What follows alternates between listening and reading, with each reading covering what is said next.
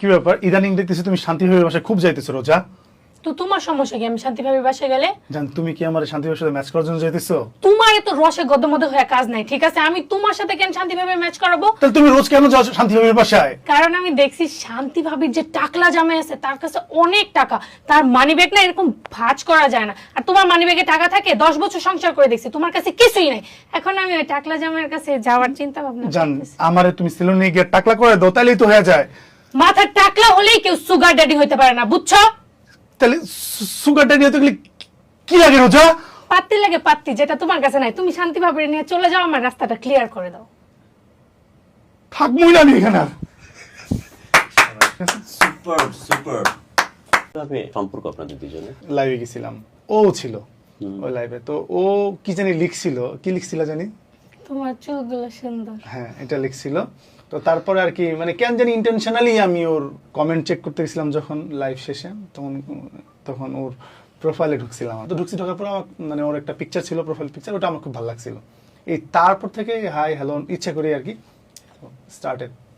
না, প্রথমে আমি ওকে বলছিলাম যে তোমার হেয়ার স্টাইলটা সুন্দর, ও না আমাকে আসলে কিন্তু ইনবক্স different। করছিল যে তোমার চোখগুলো অনেক সুন্দর। তো আচ্ছা ওখান থেকে কথা ও, শুরু, আপনি যে ভুলে প্রশংসা গেছে। পাইছেন সেটা মনে আছে, যে প্রশংসা হ্যাঁ, দিয়েছেন সেটা ও মনে ভুলে নাই। গেছে। না আমি ভুলে গেছি। হ্যাঁ it's been long time, that's why I forgot.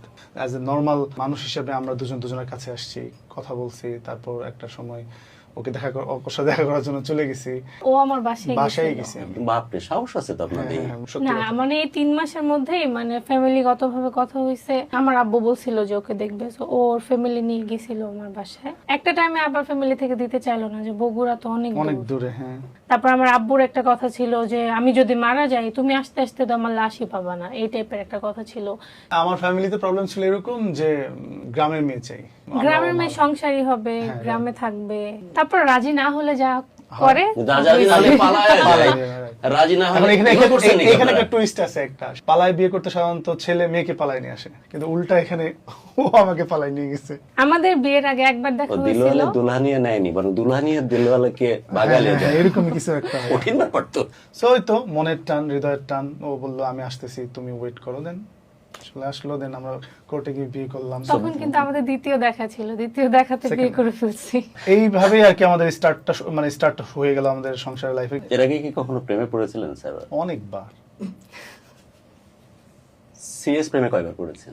একবার। ও জানে সে কে, নাম বলা যাবে না, তাহলে চাকরি থাকবে না। না জরুরি না, চাকরি থাকবে না। হ্যাঁ, হ্যাঁ। না, আমার সাথে সিরিয়াস প্রেমে পড়েনি তো, আমাকে তো ডিরেক্ট বিয়ে করে ফেলছে। বৈবাহিক সম্পর্ক কতদিন? 10+। মানে ইয়ার্স?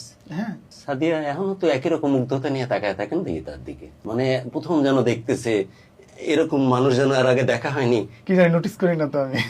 আমি জানি ও না। তো আমাকে বলে, আমি ওকে নোটিস করি না। ও আমাকে মানুষ কোশ্চেন করে যে বলো তো আজকে ও আমি কি- আপনি করেন না স্পর্শ, আর আসলে মনে হয় করেন। আপনি আমার দিকে তাকান, সেই মানুষটি কি ধরনের সালোয়ার কামিজ পরে আসছে, কালার তিনটা কালার বলতে হবে আমি minimum। Colour blind. দাঁড়ান আমি বলি। না না এভাবে শর্টকাট মারলে হবে না ব্লগার সাহেব। ওটা হচ্ছে গ্রিন, আচ্ছা মানলাম, ইয়েলো, ওকে আর বলতে পারবো না। ওকে দেন শিফট अगेन। Next question. হ্যাঁ। প্রিয়তমা স্ত্রীর নাক ফুল পরে, হ্যাঁ। তার দিক থেকে চিন্তা করলে তার নাকের বাম পাশ না ডান পাশ? ডেফিনেটলি বাম পাশে। আপনার প্রিয়তমা স্ত্রীর দারুণ সুন্দর চমৎকার একটা বিউটি স্পট আছে, গালের কোন পাশে? ওটা কি কাটা দাগ? Beauty spot. আরে ভাই যখন দেখতে কি অসুন্দর হয় তখন ব্রণ বলে, আর যখন অসম্ভব সুন্দরী কোনো মেয়ে হয় এটার বিউটি স্পট বলে, যেমন মাধুরীকে বলতাম আমরা। ও আচ্ছা। হ্যাঁ Yeah, ওই পাশে। ওর তো বাম পাশে। বাম পাশে আছে। পারফেক্ট। কে বলে আপনাকে মনোযোগ দিয়ে দেখেন? এর চেয়ে মনোযোগ দিয়ে দেখা ও কমপ্লেন অনেক বেশি। তারপরও না, কমপ্লেন থাকাটাই স্বাভাবিক, যেন এই ভালোবাসার এই মহব্বতের ঘোর যেন কখনো না কাটে, তৃষ্ণা যেন কখনো না কাটে। সম্পর্কে কতদিনের মাথায় বাসার লোকজন মোটামুটি মেনে নিল আপনার? এটা যদি অনেস্টলি বলতে যাই তাহলে দেখা গেছে যে এখনো প্রবলেম আছে, কারণ ওর সাথে আমার পরিবারের কমিউনিকেশনটা খুবই কম, যেটা বললাম। সংসার জীবনে কেমন আছেন সাদিয়া?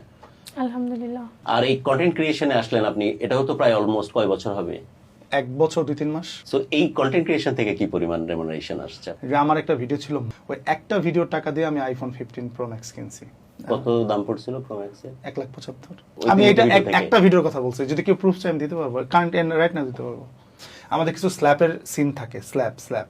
তো এই ক্ষেত্রে অনেক সময় অ্যাকশন তো স্বাভাবিক, যখন স্ল্যাপের কোনো সিন থাকে তখন আমাকে বলে আজকে যদি আমার গায়ে কোনো টাচ লাগছে বা কোনো কিছু আছে, তোমাকে এমন অনেক দিন হয়েছে ও মানে এরকম করবে জাস্ট ক্যামেরার জন্য, ও আমার গালের মধ্যে দিয়ে দিয়েছে অনেক বা অনেক জোরে। সময় আঙ্গুল নখ লেগে ওর কেটে হয়ে গেছে, এরকম হয়েছে। দেখা গেছে বলেন কি? হ্যাঁ, হ্যাঁ। একটা কন্টেন্টের শুট করছি, দেখা গেছে 60% হয়ে গেছে, 40% বাকি আছে। ওটা 7 দিন পরে শুট করছি আমরা, আবার যখন চলে গেছি, আবার সম্পর্ক ভালো হয়েছে, আবার তখন ওইটা মানে এই লেভেলের গ্যাঞ্জাম। হ্যাঁ, হ্যাঁ, তারপর আমাদের- ধরেন হাত থেকে কিছু নিবে একটা এরকম করে ধরবে, একদম খামচি লেগে যায় আমার, হ্যাঁ, তো দেখা গেছে যে ছোঁয়াগুলো যে মারি, কিন্তু ও অনেক জোরে দেয়। মানে আমাকে রিয়ালিস্টিক থাকে। আমি যদি এখন ফেক করি একটা কোনো কিছু, ওর কথা হচ্ছে যে আমি তোমাকে যদি চড় না দেই তাহলে আমার এক্সপ্রেশন আসবে না। আমার কিন্তু কথা চড় আমি বলতে- আমি অভিনয় করতেছি, না, আমি না, না, কেন না, না, আমি বলি তোমার না, আমি বলি এক্সপ্রেশন না। দিব? সেটা আমরা অবশ্যই একটা অ্যাঙ্গেল থেকে স্ল্যাপটা আপনি করি। স্ক্রিপ্ট এরকম দেন না কেন মাঝে সাঝে?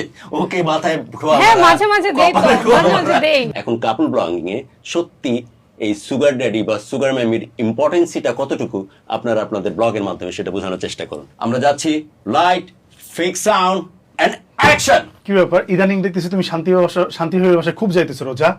তো তোমার সমস্যা কি আমি শান্তিভাবে বাসায় গেলে? জান, তুমি কি আমার শান্তি সাথে ম্যাচ করার জন্য যাইতেছো? তোমার এত রসে গদমদ হয়ে কাজ নাই, ঠিক আছে? আমি তোমার সাথে কেন শান্তিভাবে ম্যাচ করাবো? তাহলে তুমি রোজ কেন যাও শান্তি বাসায়? কারণ আমি দেখছি শান্তি ভাবির যে টাকলা জামাই আছে তার কাছে অনেক টাকা, তার মানি ব্যাগ না এরকম ভাঁজ করা যায় না। আর তোমার মানি ব্যাগে টাকা থাকে, 10 বছর সংসার করে দেখছি, তোমার কাছে কিছুই নাই। এখন আমি ওই টাকলা জামাইয়ের কাছে যাওয়ার চিন্তা ভাবনা জান, করতেছি। আমারে তুমি সিলোনে গিয়ে টাকলা করে দাও, তাহলেই তো হয়ে যায়। মাথার টাকলা হলেই কেউ সুগার ড্যাডি হতে পারে না, বুঝছো? তাহলে সুগারটা নিয়ে তো গেলে কি লাগে রোজা?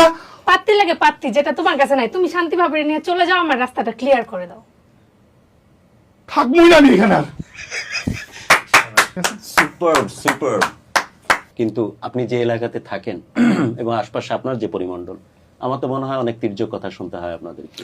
না, ওটা অনেকেই বলছে শুরুর দিকে, মানে খুব ক্লোজ যারা ফ্যামিলি পার্সন, ফ্রেন্ড হইতে পারে, ওরা অনেক ধরনের কথা বলছে যে কি করে, এগুলা করে কি হবে, মানুষ হাসাহাসি করে, তো এগুলো ছিল। সো এখন কেউ কিছু বলে না, ওর ফ্যামিলিও বলে না, আমার ফ্যামিলিও বলে না। আর এখন যারা হয়তো কিছু মানুষ বলে, কিন্তু আমি আসলে এখন ওগুলা কানে নেই না।